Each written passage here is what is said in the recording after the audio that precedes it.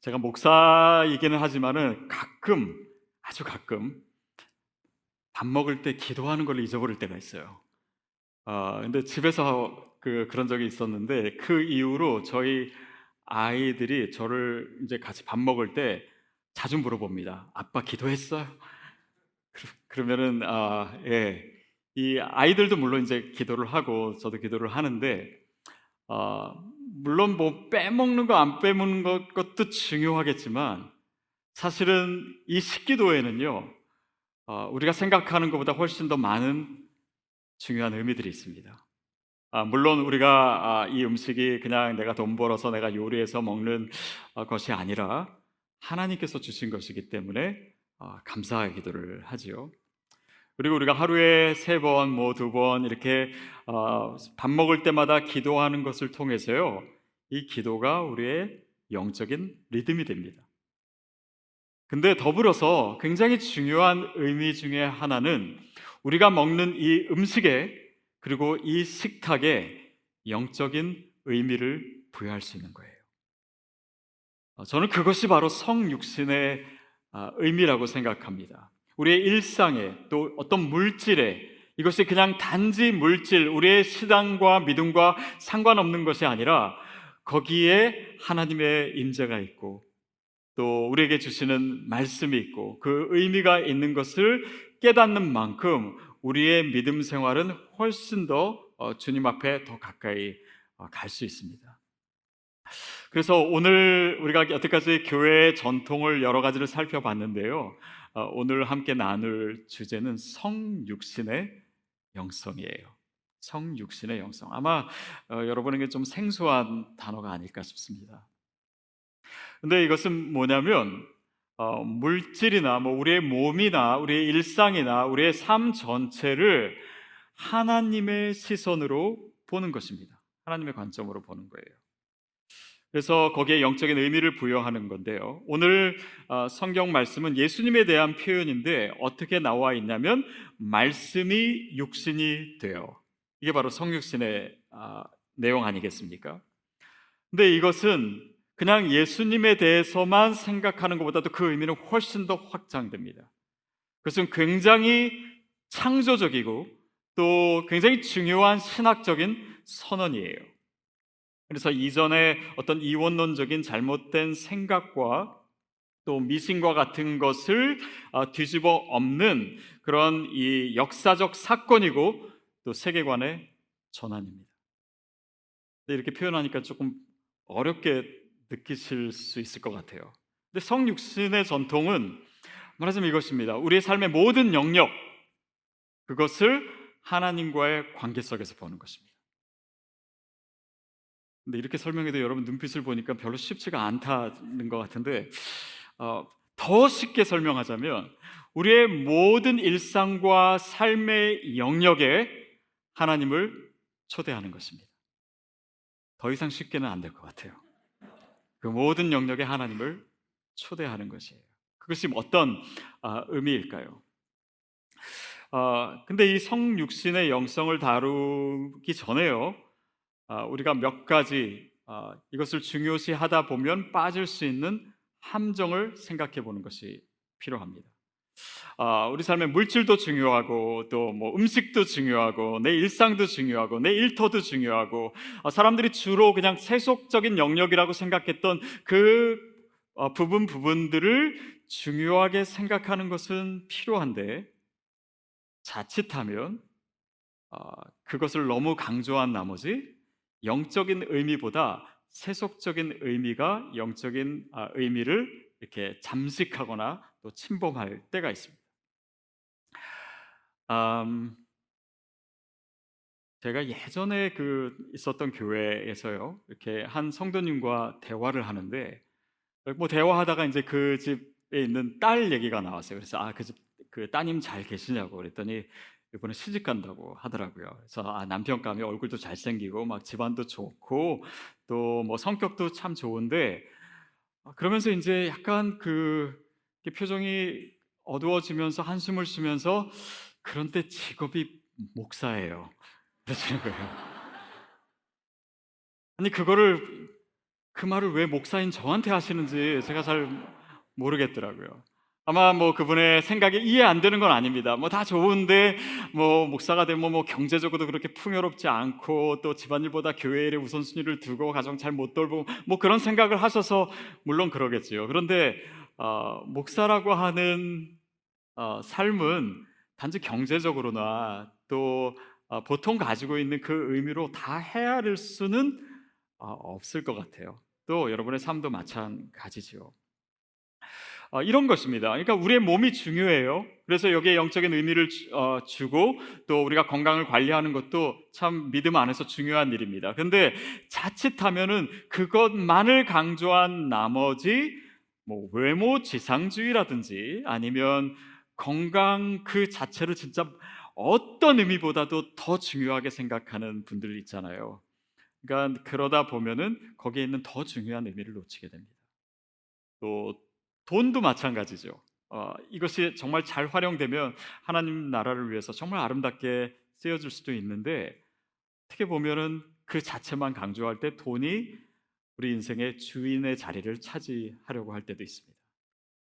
또 직업도 마찬가지죠. 일을 열심히 하는 거, 그 의미를 찾는 건 너무 중요합니다. 근데 너무 지나치면 우리의 삶의 리듬도 깨지고 또 진정으로 더 중요한 하나님과의 관계나 또 우리의 가정도 우리가 잘 챙기지 못할 때가 있게 됩니다. 그래서 그런 이 세속주의 위험이 항상 이 성육신의 영성을 강조하다 보면은 우리가 생각해야 될 바가 됩니다. 또 한 가지는요, 잘못된 이론론에 빠지는 거예요. 그 뭐냐면 이 성육신의 전통은 물질이나 삶이나 일상이나 이런 것들을 중요시 한다라고 하는 의미가 어디서부터 왔냐면 그 전에 영적인 것과 세속적인 것, 영적인 것과 육적인 것 이것을 철저하게 구분하는 극단적인 이원론에 대한 반작용에서 나온 겁니다. 그러다 보니까 이 모든 것을 그냥 구별하지 않는 것이 옳은 것이다라고 생각해요. 그런데 우리의 믿음의 삶에는요, 구별해야 될 것이 있습니다. 선과 악은 구별돼야 돼요. 이 시대는 사실은 그 구분을 너무나 흐릿하게 만드는 시대입니다. 또 무엇이 영적으로 유익하고 또 무엇이 영적으로 해로운지 우리의 분별이 필요합니다.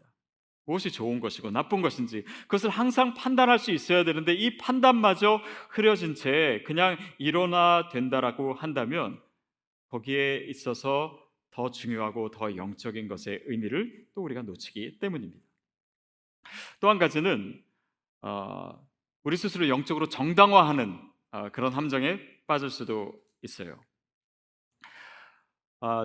제가 이제 이렇게 주일날 설교를 하면은 MC 리더분들에게 제 두 가지 질문을 이제 드립니다. 그러면 이제 여러분에게 그게 전달이 되죠. 근데 그 질문 가지고 여러분 일주일을 살게 되고 또 산 것을 이제 나누게 되는데 성도님들이 이제 가끔 그 저에게 뭐 불만 컴플레인까지는 아니고 그냥 코멘트를 주신다면서 이 문제가 너무 어렵습니다 하실 때가 있어요. 그리고 제가 봐도 문제가 쉽지 않을 때가 있어요. 근데 이제 설교에 나오는 이 주제를 관통하는 질문을 만들다가 보면은 너무 단순하게 해서는 그 의미를 담을 수가 없다고 좀 어려움을 느낄 때도 있거든요. 근데 이제 가끔 그 MC 모임에 이제 제가 가서 여러분 나누시는 걸 들어보면요, 질문이 어렵든 쉽든 상관이 없어요. 그냥 어차피 자기가 하고 싶은 이야기를 하시더라고요. 뭐 그런 분들이 이제 좀 많으세요. 근데 여러분, 우리의 신앙의 삶도요, 그렇게 하시는 분들이 있습니다. 뭐냐면 그냥 내가 하고 싶은 대로 살아요. 내가 좋은 대로 살아요. 그리고 거기에 영적인 의미를 껴맞추는 거예요. 그러니까 뭐 예를 들면 주일날 뭐 교회 꼭 와야 되나? 그냥 세상에서 내가 뭐 사는 것이 그게 예배인데 그렇게 하면 주일날 예배드리는 그 의미를 그냥 무시하게 되죠. 또 우리 삶에서 그 뭐 예를 들면은 뭐 술, 담배, 뭐 마약 이런 거 그러니까 건강을 해치고 또 그렇긴 한데 어떤 사람은 그렇게 얘기하는 분도 들어봤어요. 그거 다 하나님이 만드신 거 아니냐고. 그러니까 그렇게 되면은 물론 하나님 만드셨다라고 어느 면에서는 의미가 이어질 수도 있겠지만은 내가 하고 싶은 것을 정당화하기 위해서 어떤 영적인 의미를 사용하게 되는 것도 있습니다. 또 어떤 분들은 성경은 잘 안 읽는데 맨날 드라마 보시고 영화 보고 유튜브 보면서 이 세속적인 이런 그 가치들이 이제 계속 내 안에 들어오잖아요. 근데 거기에도 하나님의 메시지가 있다. 물론 그럴 수도 있습니다. 그러나 더 중요한 의미를 놓치게 될 수도 있어요. 여러분, 입에 맛있는 것이요 다 좋은 음식은 아닙니다. 또 좋은 것이 다 좋은 것은 아니에요. 무슨 말입니까? 그러니까 우리가 그것을 구별할 수 있어야 되고, 또 내 감정이나 내 느낌이나 어떤 이 시대의 가치나 이런 것에 내가 따라가고 있는 것이 아닌가, 그것을 유심히 살펴볼 필요가 있습니다. 그러나 또한 그 안에서 우리가 중요한 의미들을 찾아내는 것, 그것이 성육신의 영성이지요. 그래서 그것을 조금 더 구체적으로 나누고 싶습니다. 오늘 본문 말씀은 그래서 말씀이 육신이 되어 이렇게 표현되어 있잖아요. 예수님이십니다. 그 하나님이신 예수님께서 물질, 육신을 입고 이 땅에 오셨습니다. 근데 그 의미는 단지 예수님께 적용하는 것보다도 그것을 넘어서 우리의 모든 삶에 적용되는 원리예요. 자, 크리스천은 물질이 궁극적인 실체가 아니라고 하는 것은 알고 있습니다. 그런데 그렇다고 해서 물질이 무가치하거나 아니면 우리가 경멸해야 될 어떤 것이라고 생각하는 것은 또한 기독교 영성이 아닙니다. 하나님이 세상을 창조하셨어요. 이 물질 세계를 만드셨습니다. 저와 여러분의 육신도 그분께서 만들어 주셨어요. 예수님도 육신을 입고 이 땅에 오셨습니다. 또한 예수님께서 부활하실 때 그냥 영만 부활하신 것이 아니라 육신으로 부활하셨어요. 우리가 죽은 다음에 어떤 분들은 죽은 다음에는 육신은 없어지고 그냥 영만, 그래서 이렇게 날아다닐 거라고 생각하시는 분 있어요. 아닙니다. 예수님이 육체로 부활하신 것처럼 우리도 새로운 육신을 얻게 될 거예요. 그러니까 이 육신과 물질의 의미는 예전에 영지주의자들이 생각했던 것처럼 그것을 죄악시하거나 부정적으로 볼 것은 아닙니다. 우리가 살아가는 이 세상, 물질 세계는 하나님이 거하시는 공간입니다. 또 하나님이 일하시는 장소예요. 그것이 하나님 나라의 영적인 터전이 될 수 있습니다. 그래서 우리가 환경 문제에 대해서도 우리가 같이 나누고 또 거기에 헌신하는 이유도 거기 있고요. 또 생태계 문제나 기후변화나 이 모든 문제가 하나님이 만드신 세상이기 때문에 이 물질 세계에 대한 영적인 책임감을 크리스찬이 가져야 된다. 이것이 바로 다 성육신의 영성이고, 또 성교적 삶과 또 성교적 교회를 얘기하는 우리에게는 더욱더 중요한 이야기들이에요. 또한 육신, 그 물질에는요 우리의 몸이 포함되어 있죠. 우리 몸이요, 여러분의 몸이 성령님이 거하시는 전이 됩니다. 그리스도의 생명이 담겨져 있는 곳이에요. 또한 우리의 삶을 주님께서 다스리시는 것처럼 우리의 몸도 다스리고 계십니다. 그렇죠? 그래서 혹시 여러분 아프신 분 있다면 하나님의 통치가 여러분의 몸 가운데 있기를 바랍니다. 그리고 우리가 건강도 잘 유지해야 되죠. 그래서 아마 여러분들 운동도 하시고 그러실 거예요. 근데 그냥 운동해서 내가 건강해져서 더 오래 산다, 이것은 믿지 않는 사람도 다 생각하는 것입니다. 그런데 우리는 거기에 어떤 의미를 둘 수 있을까요? 우리의 건강이 하나님과의 관계에 있어서 주님의 나라를 위해서 또 나의 소명과 어떤 관계가 있을까요? 그래서 여러분이 건강 관리하실 때도요 그거를 생각하시고, 또 저는 이런 생각해 봤습니다. 요즘 저희가 그 CMC를 이제 계속해서 만들고 있잖아요. CMC가 이제 자기의 취미 생활이나 운동이나 관심사나 이걸 통해서 성도님들뿐만 아니라 믿지 않는 분들과 함께 공동체를 만드는 것입니다. 결국은 선교를 위한 것이죠. 그래서 저희 교회에 저는 이 운동하는 CMC가 많이 생겼으면 좋겠어요. 그래서 테니스도 생기고 축구하시는 분도 모이고, 그래서 믿지 않는 분들이랑 같이 교제도 하고 골프도 치고 그래서 여러 가지가 많이 생기고, 여러분이 그 중에 하나씩은 그냥 필수적으로 운동을 하시면 어떨까? 나중에는 그렇게 되면 좋겠어요. 그러면 더 건강해지고 그 운동이 그냥 단지 나름대로 운동하는 것이 아니라 복음을 위해서 다른 사람에게 생명을 나누는 데 있어서 사용되는 통로가 되잖아요. 그러니까 그 모든 하나하나가 영적인 의미를 갖게 됩니다. 성육신의 형성이에요.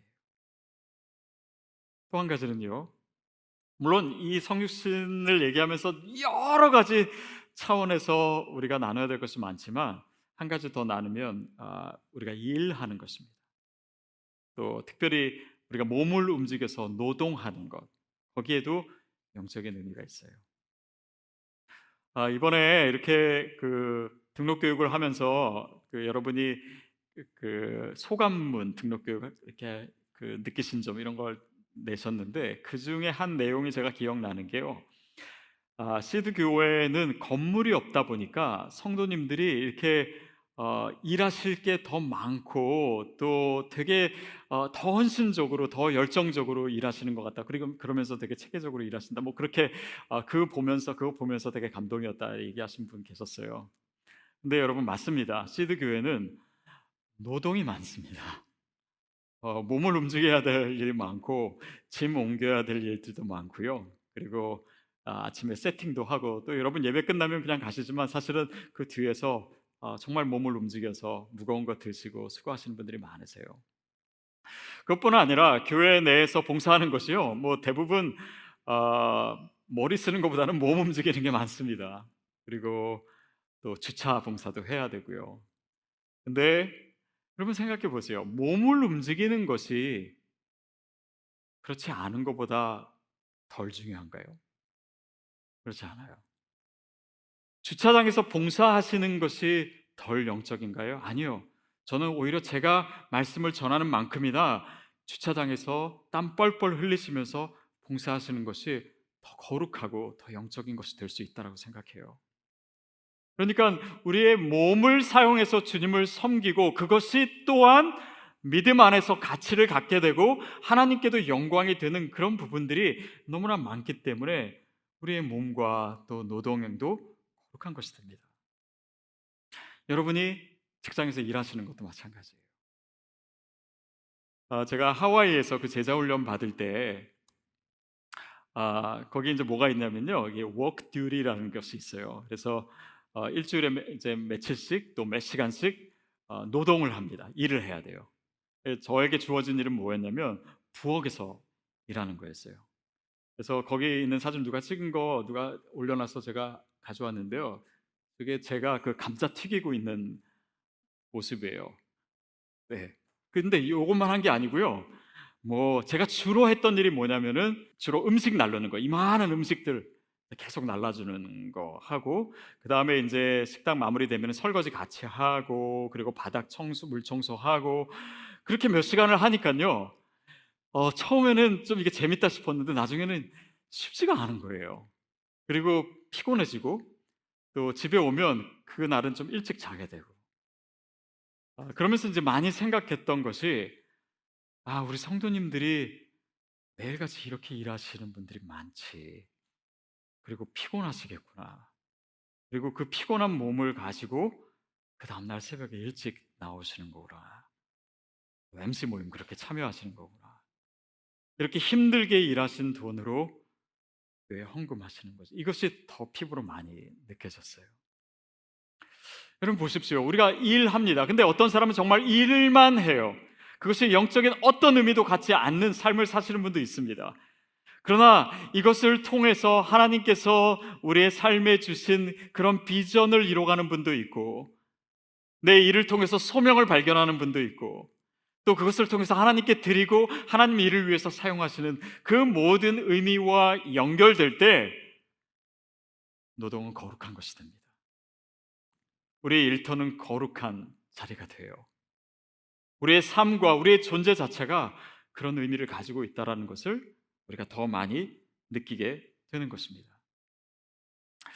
그 다음에 나와 있는 표현은 말씀이 육신이 되어서 우리 가운데 거하심에, 우리 가운데 거하심에. 우리 가운데라고 하는 의미가 뭡니까? 우리의 삶 속으로 들어오신 거예요. 우리의 일상으로 들어오신 것입니다.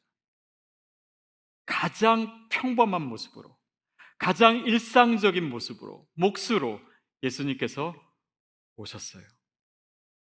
자, 그분이 우리의 일상으로 오셨다라고 하는 것은요, 우리의 평범한 일상을 통해서 영원한 나라, 영원한 세계, 영적인 세계와 연결되어 있을 수 있음을 주님이 우리에게 가르쳐 주신 것입니다. 그래서 예수님이 오신 자리는요, 어느 특별한 자리가 아니에요. 어떤 꼭 특별히 어떤 거룩한 성회나 아니면 수련회 자리에만 오신 것이 아니라 우리가 밥 먹는 자리에 오셨어요. 우리가 잠자는 자리에 오셨어요. 우리가 운전하는 자리, 우리가 일하는 자리, 우리가 책 읽는 자리, 우리가 TV 보는 자리, 그 자리에 주님께서 오신 것입니다. 그렇다면 그 일상의 의미는 무엇입니까?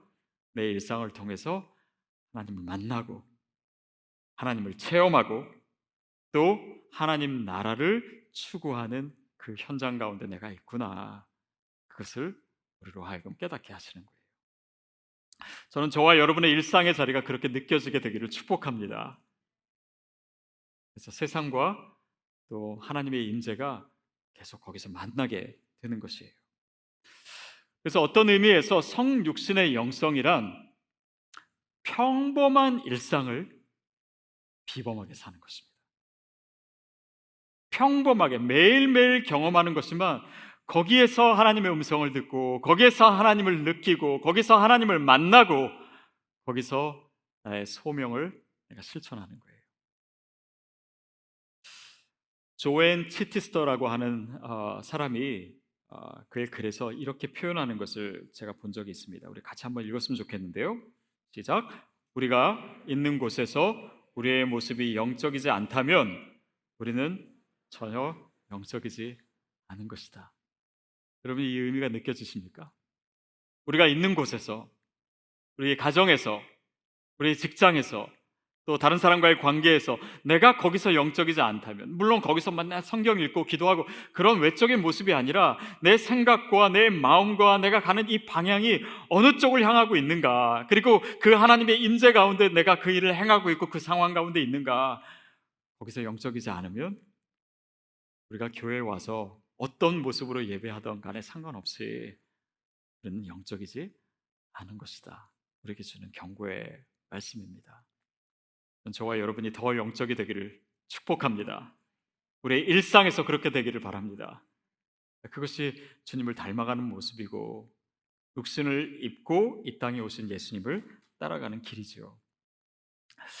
그렇게 되면서 우리의 또 한 가지 우리가 생각해야 될 것은 우리의 일터입니다. 일터. 우리가 일하는 곳. 물론 직업적으로 일하시는 곳일 수도 있고 또 우리가 가정에서 일하는 것도 마찬가지입니다. 여러분 기억하십시오. 하늘이 하나님이 일하시는 곳인 것처럼 땅도 하나님이 일하시는 곳입니다. 그분의 일터예요. 그리고 우리에게 허락하신 이 일이라고 하는 것이 어떤 의미이고 또 그것이 어떻게 중요한지를 하나님은 우리로 하여금 늘 생각하고 깨닫기를 원하세요. 최초의 인간은 아담을 만드실 때요, 아담을 아무것도 안 하는 인간으로 만들지 않으셨습니다. 땀 흘려 일하는 인간으로, 밭을 경작하는 농부로 만드셨어요. 그 자손들도 마찬가지죠. 근데 이 창세기에 보면요, 경작하다, 일하다라고 하는 단어와 인간에게 이제 만물을 다스려라라고 하시는 그 다스려라라고 하는 이 단어가요, 사실 히브리어로는 같은 단어입니다. 이 말은 무슨 말입니까? 우리가 경작하고 이것이 만물을 다스리는 하나님이 나에게 주신 이 소명, 또 우리의 책임과 그대로 연결되어 있다라고 하는 것입니다. 결국 일이라고 하는 것은 무엇입니까? 하나님 나에게 맡겨주신 거예요. 나의 부르심의 자리입니다. 또 경영하고 돌보는 모든 행위고 하나님 나라의, 하나님의 창조에 통참하는 거예요. 여러분, 하나님도 일하고 계세요. 하나님의 창조는요, 천지 창조할 때 끝난 것이 아닙니다. 지금도 그분은 일하고 계세요. 아멘? 그렇죠? 근데 예수님이 뭐라고 하십니까? 아버지께서 일하시니 나도 일한다. 그러니까 오늘 우리가 살아가고 있고 또 일하고 있는 이 모든 것이 다 그 연장선 안에 있어요. 탈무드에 보면은 이런 이야기가 나옵니다. 아, 사람이 떡을 먹고 사는데 왜 하나님은 떡나무를 만드시지 않으셨을까? 뭐 그게 떡이든 빵이든, 아니 빵 먹고 우리가 사는데 그냥 빵이 열리는 나무를 만들어 주시면 그냥 따 먹으면 되는데 왜 그것을 뭐 씨를 뿌리고 물을 주고 경작하고 그다음에 추수하고 빵 구워야 되고 이 모든 일을 남기신 이유는 하나님의 창조의 행위에 우리를 동참시키기 위해서이다. 그러니까 우리의 일이 뭡니까? 그분의 창조에 동참하는 일이에요. 단지 돈 버는 것이 아닙니다. 단지 부자 되기 위한 것이 아니에요. 저는 저와 여러분이 그 의미로 날마다 일하게 되기를 축복합니다. 그래서 보통 목사나 전도사님들을 가르쳐가지고 주의 종이라고 하시잖아요. 근데 저는 목사만 주의 종이라고 하는 거 싫어요. 여러분도 주의 종입니다. 그렇죠? 여러분에게도 하나님이 맡겨주신 거룩한 일이 똑같이 중요한 거예요. 여러분이 간호사를 하시든, 여러분이 미용사를 하시든, 여러분이 세탁소에서 일하시든, 사업을 하시든, 어떤 일을 하던 간에 그것을 위해서 여러분이 기도하고 그것을 주님의 기쁨을 위해서 일하는 한 그것이 소명입니다. 그래서 소명은요, 신학교 갈 때 주어지는 것이 아니에요. 소명은 내가 하고 있는 모든 일을 통해서 하나님의 거룩한 통로가 되기로 결단할 때 우리에게 주어지는 것이 소명인 줄 믿습니다. 그리고 그것을 발견하셔야 됩니다. 엘튼 트루블러드라고 하는 사람이 이렇게 얘기합니다.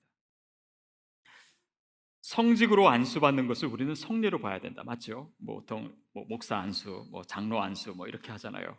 근데 하지만 가치 있는 일로 안수받는 것 또한 성례이다. 가치 있는 것이 무엇입니까? 주님을 위해서 하는 모든 일입니다.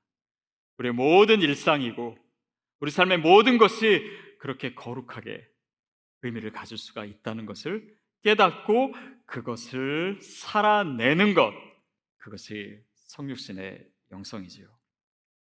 그래서 성육신의 의미에 대해서는 사실은 말씀드릴 게 너무나 많고 또 우리가 실천해야 될 것도 많은데요, 저는 오늘 여러분에게 한 가지만 얘기해 드리려고 해요. 그리고 사실 그 한 가지가 모든 것을 다 포함할 수도 있습니다. 그래서 뭐냐면, 여러분이 하루를 시작하실 때 주님께 기도하시잖아요. 근데 그 기도하실 때 오늘 내 삶에 이루어질 모든 일상을 가지고 주님께 나아가십시오. 그것을 위해서 기도하세요. 내가 보내야 될 그런 스케줄 하나하나, 만나야 될 사람들, 그 만남을 통해서 하나님께서 뭘 원하시는지, 또 내가 식사하고 약속하고 이 모든 것을 주님께 다 가지고 가세요. 그렇게 긴 시간 기도하지 않으셔도 좋습니다. 그러나 그것 가운데 하나님께서 그 순간순간 나에게 영적인 의미를 가르쳐 주실 거예요. 그리고 그러는 가운데 우리의 삶이 조금씩 그 모든 영역이 하나님과 관련을 맺게 되고 주님을 초청하게 되고 또 주님과 가까워지게 되고 어느 순간 우리가 주님의 일을 하고 있는 것이 될 것입니다. 그래서 리처드 포스터는 그의 책에서 이렇게 얘기합니다. 같이 한번 읽어볼까요? 하나님께서는 우리 삶의 많은 부분에 대해 초청받지 않으면 들어오시지 않는다. 물론 하나님이 정말 강권적으로 개입하실 때가 있고 또 하나님이 우리 허락을 다 받으실 필요가 있겠어요? 근데 이 말은 무슨 의미입니까? 우리의 일상에 그분을 초청하지 않으면요, 그분이 들어오셔도 우리가 알아채질 못합니다. 그렇게 되면 성육신적인 삶을 우리가 못 살게 돼요. 그분을 느끼고 그분을 체험하는 것은 우리가 기도하고 그분을 초청함으로써 우리가 의식적으로 우리의 의식의 흐름 가운데 하나님을 머무시게 하는 것입니다. 저는 저와 여러분이 그런 영성 갖게 되기를 바랍니다. 그러면은요, 계속해서 주님을 초대하는 거예요. 여러분의 식탁에 주님을 초대하게 되기를 바랍니다. 여러분의 오피스에 성령님을 초대하시게 되기를 바랍니다. 여러분의 부엌에, 여러분의 차 안에, 여러분이 어디 있든 주님이 초청되는 그러는 가운데 우리가 주님을 더 닮아가게 되는 것이죠. 저희 아들이 어렸을 때, 지금보다 몇 년 전입니다. 한 번은 친구들이랑 노래방을 갔다 왔대요. 그래서 너 무슨 노래 했니? 가서 했더니 당신은 사랑받기 위해 태어난 사람을 부르고 왔대요. 아는 노래가 별로 없어서 그랬던 것 같아요. 근데 그런 아들과는 달리 저는요, 어저께 우리 교회 성도님 댁에 가서 가요를 부르고 왔습니다. 좀 설명해 드리자면 CMC 모임이었어요. 그 CMC는 영화를 같이 보고 믿지 않는 분들을 초대해서 그 영화에 대한 내용을 나누면서 이제 예수님에 대해서 소개하고 싶은 그런 MC예요. 그래서 영화를 같이 보고 그 다음에 그 영화 연결된 노래가 하나 있어가지고 그거를 이제 같이 부르자고 하더라고요. 그게 뭐였냐면은 하숙생이라고 하는 노래입니다. 인생은 나그네길, 그 노래 아시잖아요. 그 노래를 같이 부르는데요. 진짜 은혜가 되는 거예요. 그 가사가요. 그리고 나서 이제 따로 모여서 저한테 잠깐 시간을 주면서 이렇게 얘기할 기회를 주셨어요. 근데 그것과 관련해서 이제 인생에 대한 이야기를 하는데 갑자기 아까 좀 전에 보았던 그 이제 영화도 있었지만은 그 하숙생 노래가 생각이 나더라고요. 그래서 인생은 나그네 길이고 어디로부터 와서 어디로 가는지 우리가 다 모르지 않냐고. 그리고 그것을 정확하게 알거나 확인할 수 있는 방법은 없다고. 그러나 우리가 어디로 가야 되는지를 모르고 또 누구에게로 가야 되는지를 모르면 우리 인생은 정말 허무하게 살 수밖에 없다고. 그래서 그것은 오직 믿음을 통해서 우리가 알 수 있는 것이고 그것이 제가 믿는 하나님이시고 그럴 때 내 삶에 의미가 생기고 목적이 생기고 또 하나님이 나를 사랑하시는지 깨닫게 되고 그 선물을 여러분에게 드리기 원합니다. 그런 말씀을 나눴어요. 여러분 보세요. 그 하숙생 노래 가사가요, 저에게 있어서는 구원에 대해서 또 생명을 전하는 설교의 재료가 되었습니다. 단지 유행가로 끝나지 않았어요. 저는 저의 삶 또 여러분의 모든 삶의 한 부분 한 부분이 바로 그렇게 되기를 바랍니다. 주님의 손에 붙들릴 때 가장 아름다운 의미를 가지게 되는 것이에요. 여러분, 우리의 몸이요 성령님을 만나면요 성령님이 거하시는 전이 됩니다. 우리가 먹는 음식이요 예수 그리스도의 임재를 만나면 뭐가 됩니까? 성찬이 되는 거예요. 우리가 버는 돈이 하나님 손에 붙들린 바 되면은 그것이 영혼을 구원하고 하나님 나라를 확장하는 도구가 될 수 있습니다. 우리 일상도 그렇고 우리 직업도 다 마찬가지예요. 그래서 오늘 본문에 말씀이 육신이 되어 우리 가운데 거하심에 그 다음에 우리가 그의 영광을 보니 아버지의 독생자의 영광이요 은혜와 진리가 충만하였더라. 물론 우리가 예수님을 보면서도 그 영광을 보지만 그 성육신의 의미를 우리가 알고 그것을 살아낼 때 우리 삶을 통해서 하나님 아버지의 영광을 보게 될 줄로 믿습니다. 또 우리 삶 속에 그런 은혜와 진리가 충만한 것이 무엇인지를 우리가 피부로 느끼고 또 경험하게 될 줄로 믿습니다.